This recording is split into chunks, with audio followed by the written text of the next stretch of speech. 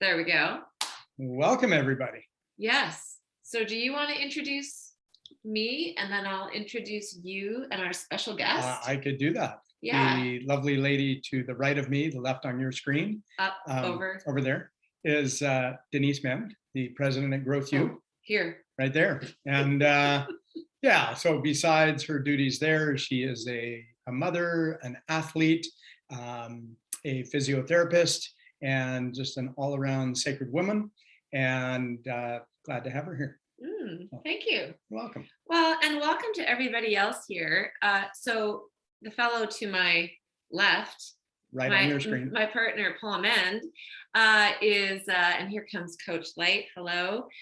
For those of you who are watching on replay and those of you that are joining us live, this is going to be a half hour of some really beautiful content to help you to find more inner fulfillment. So as Paul said, I'm Denise Mend with Growth U.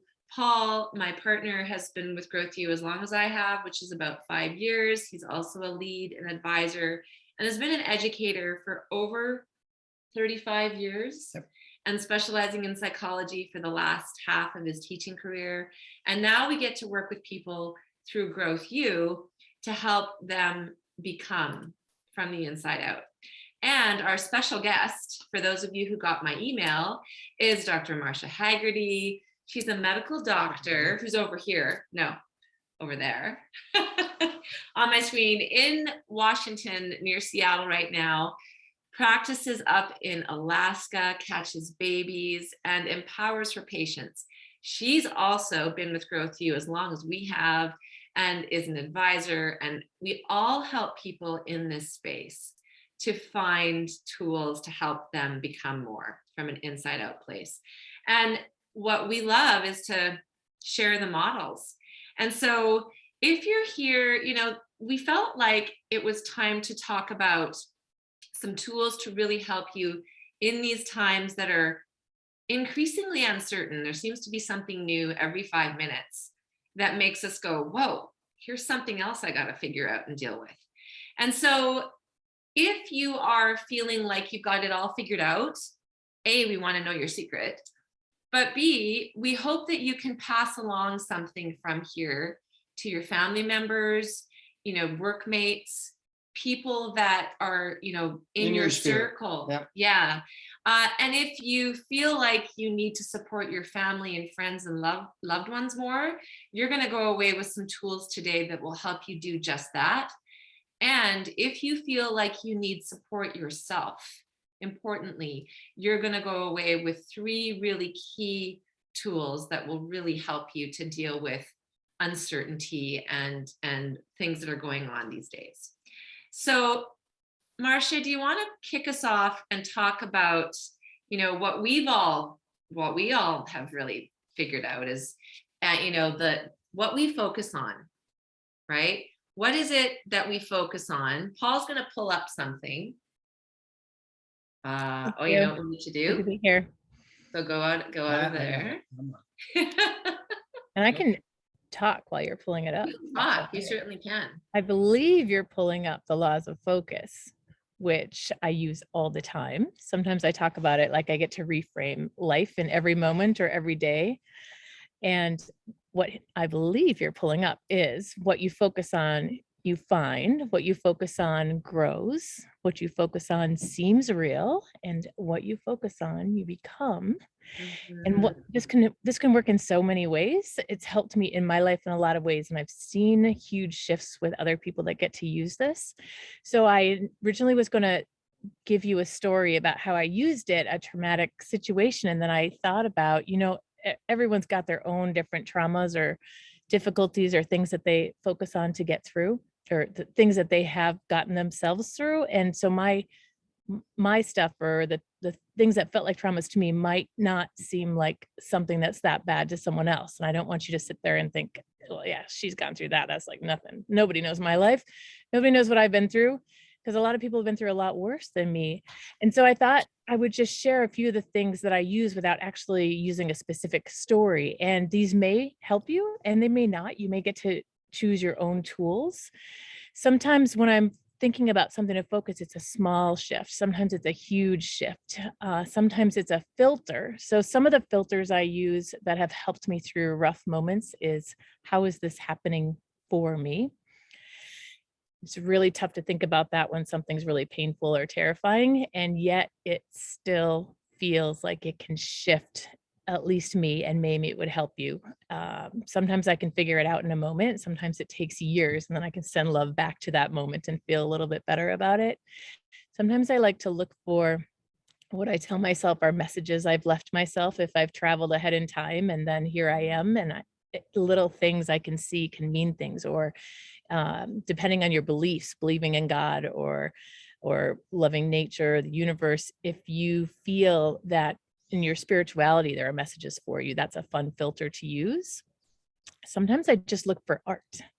If I am in a really down space and I just can't muster a whole lot, or if I can be in nature, like right now, it's easy. I can look at almost anything, focus on that, focus on the beauty. It can shift me. If I'm inside, deep in a hospital where there's a lot of stuff going on and it's just a tough time, I look for like a crack in a tile or a broken piece on a wall, and I can think of some sort of poetry that goes with it. This may or may not work for you again. And then just to shift back for a moment to what you focus on, a couple of weeks ago, this is just a brief story. I was talking to my partner, my husband, and just telling him, everybody's dying. Why is everybody dying I think I just said overall, but it was really just my world. There was someone that killed them, a friend that killed himself, and a friend that drank herself to death, and a couple of friends that died of cancer. And he didn't shake me literally, but with his words, he's like, people aren't all dying in my world. And, we talk about this theater that we're in. I have my theater. He has his theater. We've come from different spaces. And it made me realize and open up a blind spot that maybe just me saying that over and over, I'm focusing on more where the death is. And for other people, I might be bringing that into their space. So instead, I shifted my focus a little bit and focused on all the resilience around those situations. I'm getting to see a lot of my friends create new bonds and good stories, and new friends that are meeting at the gatherings for these people's lives. So what you focus on, you find, it just pops up. It's just that filter. What you focus on grows because you see it more. It seems real because it is real. All of these layers of reality are real. And if you look for the positive aspect, you can usually see it, even though it's okay to be in the painful aspect also. And if you can't get yourself out of it, what I do is I use every ounce of my strength to ask somebody for help. If you're in a space where you're like, none of this works, just ask someone for help. And there's a lot of people that are at that spot where this stuff just feels like it's too far away to be able to reach. So I just want to say that too. And I would like to shift it over. I think, Paul, you get to talk about our state or whatever else you'd like to share. Mm-hmm. And I wanted to, before we leave the law focus, but you can stop share, Paul, and we'll get the other one pulled up. I wanted to ask you about the reticular activating system. Yeah. Because being a psychology teacher, this is kind of the science behind this model. Do you want to talk about that for a moment? Absolutely. Yeah. I want to pull the screen back. Yeah. Up. So the reticular activating system is an area near our midbrain. It's an area, it's not an organelle, and it's a filter for incoming signals into the brain. So our brain perceives information from the outside world. It perceives it from our skin, from our eyes, our ears, our nose, our mouth, like taste buds. And all this information comes in and then gets filtered to the areas of the brain where it needs to go. And what we know is that if we turn the reticular activating system on to something that we want to focus on, I'll share a quick story. A brain researcher came into my psychology class to share a story about him buying a truck and his son. And he asked his son, he wanted to have his son involved in it. So he said, what kind of vehicle should I get? He says, Dad, I think you should get a truck. He's 7 years old. And he says, I think you should get a truck. And he goes, that's a great idea. I carry a lot of stuff for my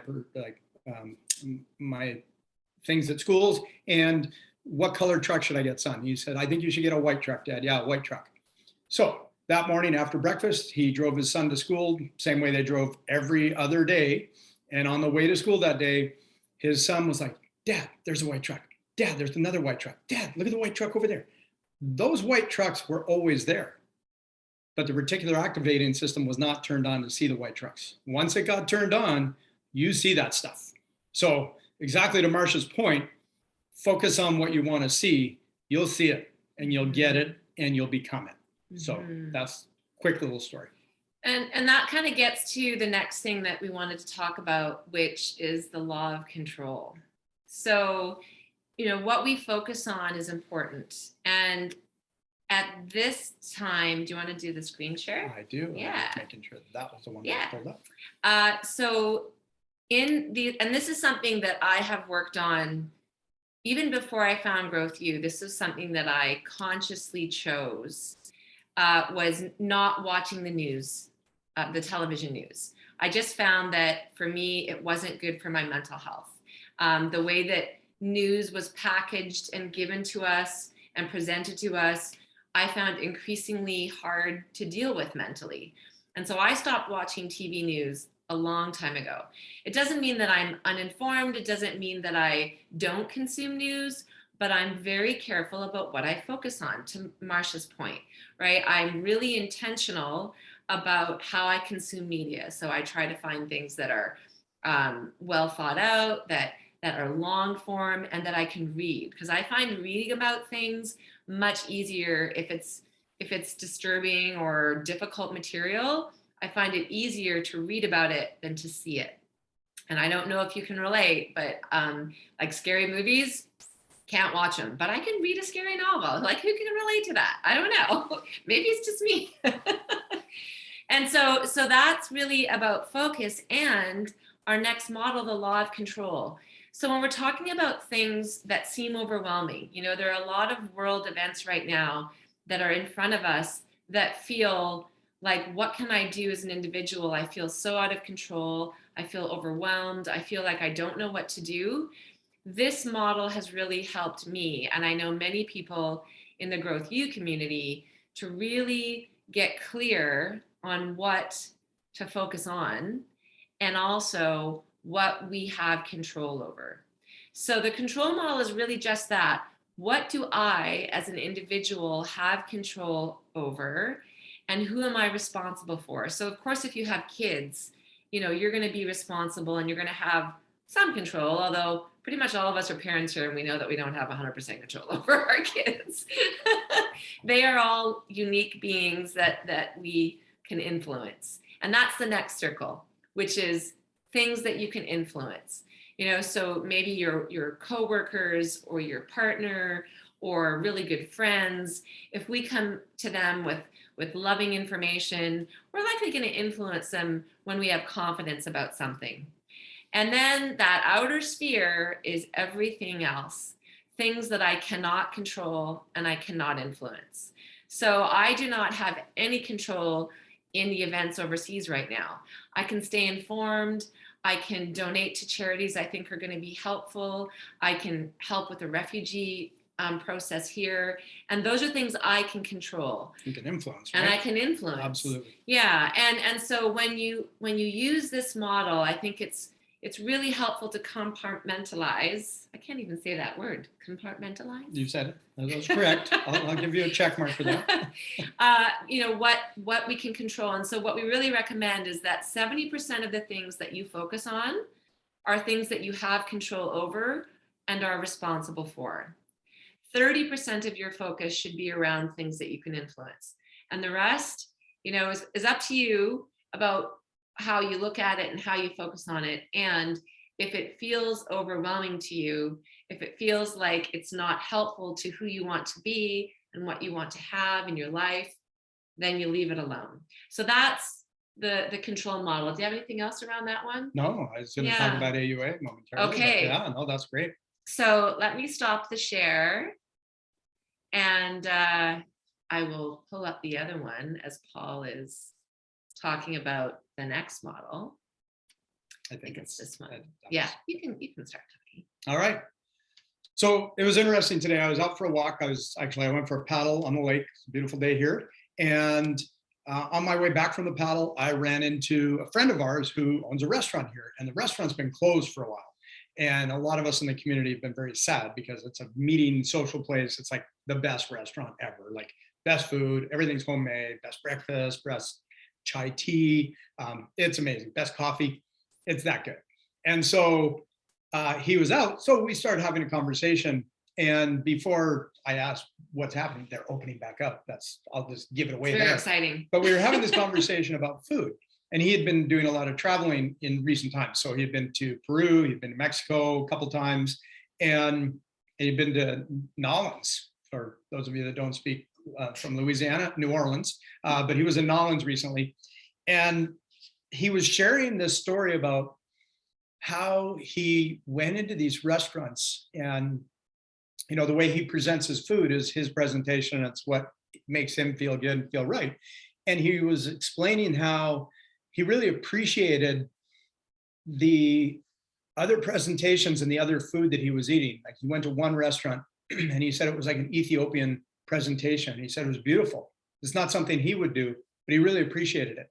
And as he was telling this story, all I could keep thinking about was, it's the AUA model. It's like, accept what you're given, understand it, and then appreciate it. And in this situation, it was in regards to food and the beautiful food that he was eating, the beautiful taste that he was doing. And again, him being a chef, he's like, it was amazing. It was beautiful. I appreciated it. It's not something I would adopt for my style because it's not my style, but I could really appreciate what went into it, the love and everything that went into it. And so from a chef's perspective, I just thought it was a really neat way to explain the AUA model. So I thought I would share that today. But again, you can apply this to real world situations where right now it seems like everything is like, you're either on this side or you're on that side. And I think we need to utilize this AUA model in order to come to a discussion and accept the differences, to understand where somebody's coming from, that the tools that were put in their toolbox, and appreciate who they are and who they've become in that situation. And, in the growth world, we know that we can change. We get to choose how we feel about things. We get to choose those emotions and how to respond to them versus react. And so I think using the AUA in settings where you're coming into a situation where maybe somebody you don't align with, you can still accept that individual. You can listen to understand where they're coming from. You can appreciate the difference. You don't have to agree with them, but you still appreciate them. And because they're doing the best they can with the toolbox that they've been given and the certainty perspective that maybe they're living in, which may not be a growth model, right? They may be living in fear, and they may be listening to things that keep them in a setting where, they're living slightly differently from the perspective that you're keeping. And so still being able to appreciate that and understand and give love and just, understanding. And we can agree to disagree at the end of the day, right? But we can still appreciate that individual because they're probably a good parent. They probably want the best for their children. They probably, there's all these things that there's a lot of similarities with all of us and yet differences, but we can appreciate that. And I know that Marcia had a beautiful story around this model too, that I would love to hear. I love AUA. This is my favorite part of the Real Power Love program that Lonnie and I get to lead soon. Yeah. The core, so I love using it with other people, and just like what you said, and the core of this program, I feel like, is finding love for ourselves as a base so that we can tap into accepting and understanding and appreciating others and their spaces.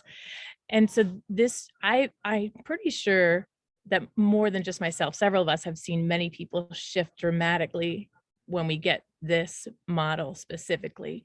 So I thought of one of my recent situations for myself that I needed to feed myself love. My husband had been sick and got sick enough to go to the hospital. And I'm a medical professional, and he had been sick. He had episodes of being very ill before, to the point where we probably should have gone to the emergency room, and we didn't. For various reasons, we didn't. And so the night that he got sick enough, I recognized all the signs of like needing to be in the ICU, which is where he would have been if they had had an ICU bed available, but stayed in the ER for a while. And so I came to a point where I just accepted for myself. We got to this point. It wasn't all my responsibility. It was both of us. And I had to accept my part in it, that we hadn't gotten help earlier, and understand that as a wife, I didn't want it to be like that. I didn't want him to be that sick. So I was my brain was keeping me safe in a way. It was protecting me in a way, keeping me in the same space. There's not really any danger here. And then really I came to some full appreciation, which is where I can find the love for my part in that. And that is just this specific situation brought us through what felt like a portal into a whole new layer of health. It came to a point that it was really deep enough that it was a huge shift for our life and our household and health. And it's just been really powerful ever since. So the appreciation part really opens up that flood of being able to love, that trust that everything just is as it is. Yeah. And I really look forward to sharing this with anybody that wants to take the program with us. Right. Yeah. So that brings us, Marcia, to question, Coach Light. Yes. Yeah. So in this model, in perfect example of what you shared, Marcia. So I just in your share, I collapsed accept and appreciation together. Right, like it just, I don't know if it was like, the full circle, like the full circle of it being complete, because I saw myself write a note how it relates to me. I said acknowledgement is an acceptance, right? For it is what it isn't, what it's not. And then in appreciation, I saw presence as well as, right, the gift of, in this case, right, Lonnie, right, as the gift, but the presence of being present then allowed you to also receive who he is as the gift. Was that accurate? Yeah. That was a huge part of it for me. Yes, I saw it that way. Okay, all right. I just wanted to, all right. Keep on. I love that so much. Such a wordsmith. Yeah. We've got a few around here. Yeah, if you want to come and hang out with us more, we'll put a link in the comments and there'll be a link in an email that we'll send you with a copy of this recording. And this is a beautiful example of what we do here at Growth U, is that we have these powerful models that are built on psychological principles that are universal. And we use these tools to understand that we can rewrite our stories. So one of our psychologists who's a PhD and develops a lot of the programs talks about the two things we can really control are the meanings we give our stories and how we respond to things in our life, right? And so when we think about the meanings that we're rewriting with the models we've talked about tonight. So, rewriting the story of what it meant for Marcia and her hubby to go through a medical crisis and come out the other side appreciating the whole experience, and that has brought them to a whole new level, right? Me looking at changing my focus and really focusing on what I can control to keep my mental health in a space that feels better for me. And for Paul, what would you say has been one of your biggest aha moments in using some of these tools? I think the biggest thing for me was, as a psychology teacher, I taught a lot of this stuff. And it wasn't until I started working with Growth U and taking programs with Growth U that I actually did the do. You walk the walk. It's easy to talk the talk, but until you do the do, you can know everything, right? You can know it all. But until you do it and put it into practice, it really doesn't have an impact on you. But I know everything. But it doesn't until you put it into practice, because once you put it into practice, you know that you really don't know it all. And it's a work in progress. And as we like to say at Growth U, there is no there. There is no finish line, right? And we know that change is inevitable. It's going to happen, but growth is intentional. So we get to choose our growth pattern. We get to choose what we want in our lives. And I think that's been the biggest thing, is being able to choose and really creating visions and following through with this. So yeah, really choosing what we get to focus on. And in all of this, we really get to learn ourselves the deepest. And so, Marcia, if people take real power, which is where we can dive deeper into some of these models, especially AUA, what do people have in store? Which we're going to start on May 2nd, which is Monday. Absolutely. So on May 2nd, the online course starts. So each day you can log in and learn a new model, or they'll teach about significant emotional needs, or uh, the reflective of that, the way that you can give love in different ways. And then you'll be able to answer questions for yourself to help process or to trigger with different questions. And on Fridays at 3:30 Pacific, 6:30 Eastern, Lonnie and I will have a Zoom call. I'll be there for 3 of them. He'll be there for 4 of them. The last one will actually not be on a Friday. It'll be on a Tuesday right after Memorial Day. And we'll get to talk. We'll get to hash out what we're feeling or experiencing, or stories that come up for us. And people can be on Zooms or not. And ideally, everybody checks into the online program each day with some video and some questions. Yeah, all of us here live love the process. So are there any other questions or comments before we finish up tonight? I'm just going to throw one comment out there. As you guys were going through this webinar, which is so beautifully done, it's so eloquently done, let me tell you. The 4 laws of focus, I got all 4 of those written down as notes, just so you guys gave me time to do it.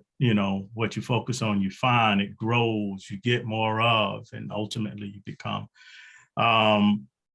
Paul, you and the reticular activating system, oh my God, I was just like a kid at a malt shop, dude, extra cherry. The law of control, so beautifully displayed and easily understood. I mean, I'm listening like I never heard any of this stuff before.